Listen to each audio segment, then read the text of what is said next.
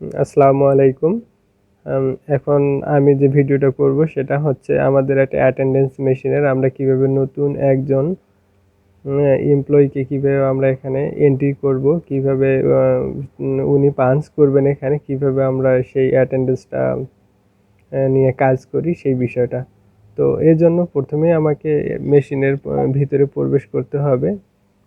এই মেশিনের ভিতরে প্রবেশ করলাম, এরপরে আমার ইউজারে আমি গেলাম। যাওয়ার পরে এখানে দেখতে পাচ্ছেন যে এখানে নিউ ইউজার নামে একটা অপশন আছে। এই নিউ ইউজারে আমি ক্লিক করলে নতুন যে ইউজার, নতুন যে এমপ্লয়ি, ওনাকে আমি একটা আইডি দিব। এই আইডিটা এইচআর ডিপার্টমেন্ট থেকে প্রোভাইড করে। এখানে গিয়ে আমি ওনাকে এইচআর থেকে দেওয়া যে আইডিটা, সেই আইডিটা এখানে আমি দিয়ে দিলাম। এরপর তার যে নাম হয় সেই নামটা আমি এখান থেকে দিয়ে দিব। আমি দেওয়ার পরে এখানে আছে ইউজার রোল। উনি কোন ধরনের ইউজার, উনি কি যদি নর্মালি একজন এমপ্লয়ি হয়ে থাকে তাহলে উনি নর্মাল ইউজার, এখানে যেটা দেখতে পাচ্ছেন। আর যদি উনি এই রিলেটেড কাজ করে থাকে অথবা এটার যদি সুপার অ্যাডমিন হয়ে থাকে তাহলে এখানে ইন রোল হিসেবে আমরা সুপার অ্যাডমিন তাকে করে দিব। তো যেহেতু নর্মাল ইউজার হিসেবেই এখানে আমরা রাখছি। এরপর হলো ফিঙ্গারপ্রিন্ট। এখান থেকে আমরা কি করতে পারি, ফিঙ্গারপ্রিন্ট দিব। এখানে ফিঙ্গারপ্রিন্টের যে অপশনটা আছে এই হলো বায়োমেট্রিক মেশিন, আর এখানে হলো ফিঙ্গারপ্রিন্টের যে অপশনগুলো আছে। এখানে আমরা যে আঙ্গুলটা দিব সেই আঙ্গুলটা এখানে আমার শো করবে। যেহেতু আমার এখানে আগেই দেয়া আছে এজন্য আমি দিলাম না। আমরা যে আঙ্গুলে দিব সেটাই, আর সেটার জন্য আমাদের করতে হবে কি, প্রতিটা আঙ্গুলের জন্য 3বার করে আমাদের এই যে বায়োমেট্রিক অপশনটা আছে এখানে আমরা 3বার করে দিব। 3বার করে দিলে আমাদের এটা হয়ে যাবে। এরপর আমাদের এখানে নিচে আছে ফেস। ফেস হলো আমরা যদি দাঁড়াই এখানে এখানে এখানে দাঁড়ালে আমাদের ছবিটা চলে আসবে। এজন্য হলো এটা হচ্ছে ফেস। ফেসের পরে আছে আমাদের কার্ড। যদি আমরা কখনো কোনো কার্ড ব্যবহার করতে চাই তাহলে এই অপশনটা হচ্ছে আমাদের কার্ডের। এই অপশনের মাধ্যমে আমরা কার্ড ইউজ করে সেই ব্যক্তিকে পাঞ্চ করিয়ে দিতে পারবো।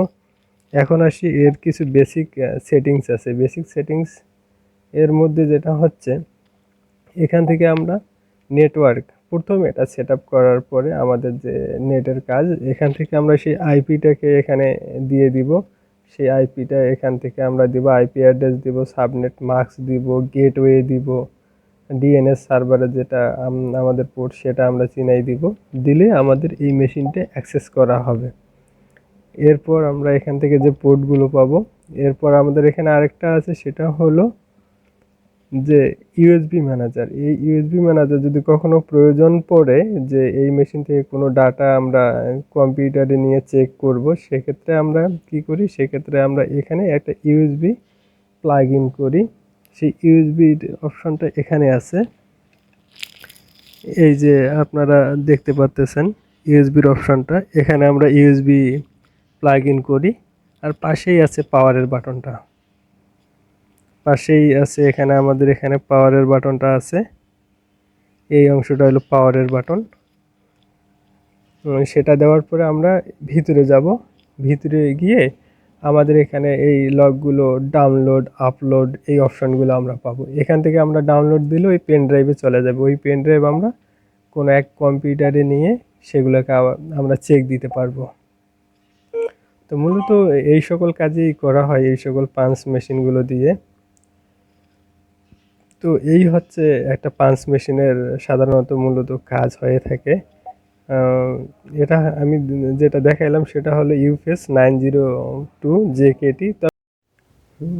এখানে দেখতেছেন আর একটা পাঞ্চ মেশিন। এই পাঞ্চ মেশিনের একই রকমই ভিতরে প্রবেশ করব। ভিতরে প্রবেশ করার পরে একই এখানে ইউজার, নতুন ইউজার, এখানে new user, all user, display star, এগুলো দেওয়া আছে। আমরা এখান থেকে আবার ভিতরে যাব। যাওয়ার পরে